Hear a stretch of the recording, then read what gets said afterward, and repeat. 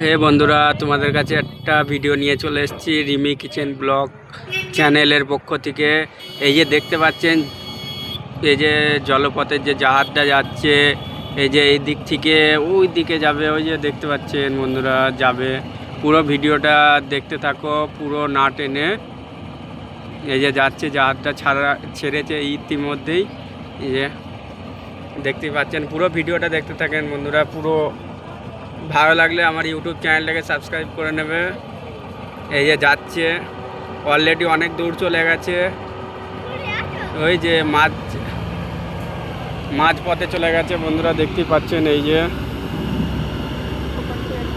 যে আর ওপার থেকে একটা আসছে, ওটাও দেখাবো।